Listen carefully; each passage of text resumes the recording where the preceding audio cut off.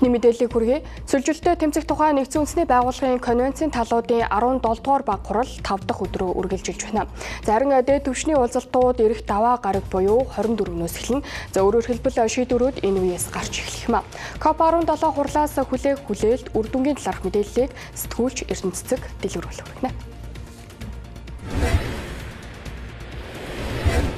Миний ард яг одоо дэлхийн 190 гаруй орны төрийн далбаа харагдаж байна. Өөрөөр хэлбэл эдгээр орны төлөөлөл COP17 хуралд оролцож байгаа гэсэн үг юм аа. Бид нэг дэлхий дээр амьдарч нэг агаараар амьсгалж байгаа учраас бидний асуудал ч гэсэн нэг. Тодорхойлох юм бол нийт газар нутгийн 40 гаруй хувийн доройтож цөлжилтөнд өртсөн. Энэ нь нийт 3.2 тэрбум хүний амьдралд сөргөөр нөлөөлж байна. Газрын доройтлын улмаас дэлхийн эдийн засагт жил бүр 900 тэрбум долларын алдагдал учирдаг бол ганг ачгийн улмаас 300 тэрбум долларын хохирол учирч байгаа гэх юм мэдээлэл байгаа. Харин Монгол улсын хувьд нийт газар нутгийн 81.9% нь цөлжилт доройтолд өртсөн.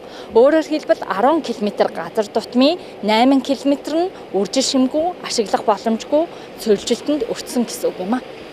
Тэгэхээр Монгол улсад тохиолдоод байгаа устай холбоотой хамгийн том асуудал, проблем бол бидний сурснаар байгальд нийлүүлэгдэх усны хэмжээ багасаад, бороо багасаад.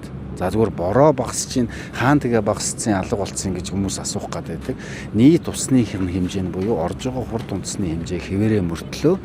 Жишээлбэл сард 2-3 удаа ингэж жигд хуваарлагдаж ордог байсан бол одоо 2-3 сараар орохгүй байж байгаа. Орохороо гинтхэн их хэмжээний бороо. Энээс шалтгаалаад орохгүй байх хугацаанд ган орж байгаа хугацаанд нь үер болох аюулт болж. Өөрөөр хэлбэл бид нар үер ган гэдэг ийм давтамжийн дунд амьдардаг болчлоо. Тийм болохоор энэ нь хоёулаа аимшигтай. Сүүлийн 35 жилд Монгол оронд одоо шорон шуурны тоо 2-5 дахин бол нэмэгдсэн байна. Тэгэхээр Монгол оронд ялангуяа говь цэлийн бүс их нуруудын хотгороор шорон шуурга нэмэгдэх хандлагатай байна. За ялангуяа энэ шорон шуурга бол хаврын үйлрэлд бол ихэнхдээ тохиолддог. Гэтэл заримдаа одоо ялангуяа энэ хөрсний газрын доройтлоос хамаарат одоо энэ зөвхөн хавар тохиолддог. За намар тохиолддог байсан бол одоо өвөл тохиолдох жишээ нь. Ийм одоо тохиолдох цаг хугацаанд нь өөрчлөлт орсон байх жишээ нь. Өвлийн цаг чинь бас 100 болно, хаврын цаг чинь түүмэр ирнэ. Тэгээ бас яг ингээд маллаа алдах шиг тэр мал хот харлах шиг аимшигтэй зүйл малчинд байхгүй шин. Тийм үе бас тохиож исэн. Хэцүү үе байсан.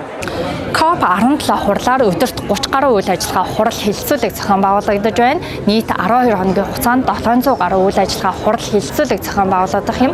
Монгол улсын хувьд тус хурал 7.6 тэрбум долларын санхүүжилт бүхий 300 гаруй төсөл танилцуулахаа мэдэгдээд байгаа юм. Түүнчлэн өнөөдрийн байдлаар хандив дэмжлэгээр 15 тэрбум орчим төгрөгийн санхүүжилтийг босгоод байна. Түүнчлэн Европын хөрөнгө оруулалтын банк 200 сая евро, Дэлхийн банк 100 сая доллар, Люксембург бас 5 сая евро, Азийн хөгжлийн банк 500 мянган долларын санхүүгийн дэмжлэг үзүүлэхээ илэрхийлээд байна. COP17 хурал бол 14 хоног үргэлжлээд өнгөрөх хурал төдий зүйл биш. Энэ хурлаас тодорхой хэмжээний байгаль орчинтой холбоотой шийдэл үр дүн гарна. Иймээс Монгол улс болон дэлхийн нийт тус хурлаас юу хүлээж байна вэ? Бид яг одоо бол өнгөрсөн 2 жилийн одоо тайлангаа хэлэлцэж байна. Ирэх 2 жил хийх одоо ажил болон түүнтэй холбоотой төсөв одоо баталгаа ажиллаад байгаа. Мөн энэ хурлаар одоо гол яригдах 2 сэдэв бол 2030 оноос хойш зөвлөлттэй тэмцэх үйл ажиллагаанд дэлхийн нийт хэрхэн ажиллах юм бэ? Хэрхэн анхаарал хандуулж ямар үйл ажиллагааг явуулах юм? Одоо хэрдий хэмжээний төсөв батлах юм бэ? гэдэг энэ томоохон ажлууд яригдана. Бид нар бол яг энэ гэрээний хувьд болохоор 3 гэрээ зорж байгаа. Тэгээд ихэхээр санхүүжилтийн дүнгийн аваад үзэх юм бол нэг яг одоогийн байдлаар бол нэг 21 орчим сая долларын одоо санхүүжилтийг хийж байна. Хилцээд үргэлжлээд явж байгаа санхүүжилтийн одоо механизмыг ярих юм бол энэ одоо Европын холбоо Монгол улсын хувьд хамтарсан одоо ойн түншлэж байна болохоор ой болоод өдөө аж ахуй чиглэсэн одоо бүрэлдэхүүнтэйгээр явж байгаа. Энэ дээр жишээ бид 200 сая евроны санхүүжилтийг одоо бий болохоор ажиллаж байгаа. Яг энэ хотын дарганы форум бол анх удаага Улаанбаатар хотод зохион байгуулагдаж байна. За үндсэндээ 206 орчим олон улсын төлөөлөгчд маань оролцож байна. Үүн дээрээс одоо 24 хотын дарга өдөр форум, 33 улсын төлөөлөл, 51 олон улсын байгууллага гих мэтлэн оролцогчд ингээд оролцож байна. Тэгээ бүгдээрээ л хувийн сектор, хөрөнгө оруулагчид, олон улсын компаниуд гих мэтлээ. Тэгэхээр энэ дээр нэгэнт бид нар одоо ийм олон талын оролцогчдыг цуглуулсан учраас Улаанбаатар хот юу авч үлдэх вэ гэдэг дээр гол анхаарлаа хандуулж ажиллаж байгаа. Дөнгөж сая Дэлхийн банктай гэрээ байгууллаа. Энэ дээр бид нар одоо үер усны одоо эрсдлийг бууруулахтай холбоотой туул коллекторыг туулын санг бий болгох энэ одоо гэрээг зурж байна. Хөрөнгө оруулалтыг бага хүүгээр урт хугацаатай одоо хөрөнгө оруулалт татах байдлаар. Хоёрдугаарт бол мөн одоо Дэлхийн банкны санхүүжилтээр шаардлагатай замуудыг хийх мөн одоо хэлцээрийг хийсэн. За 3 төрлийн КОП байдаг. Тодруулах юм бол уур амьсгалын өөрчлөлтийн эсрэг конвенц болон биологийн олон янз байдлын тухай конвенц түүнчлэн Монгол улсад зохион байгуулагдаж байгаа цөлжилтийн эсрэг конвенц эдгээрт багтаж байгаа юм. Үүнээс хамгийн том нь уур амьсгалын өөрчлөлтийн эсрэг конвенц бөгөөд жил тутам зохион байгуулагддаг. Харин манай улсад зохион байгуулагдаж байгаа цөлжилтийн эсрэг конвенц нь хамгийн анх 1997 онд зохион байгуулагдсан байдаг.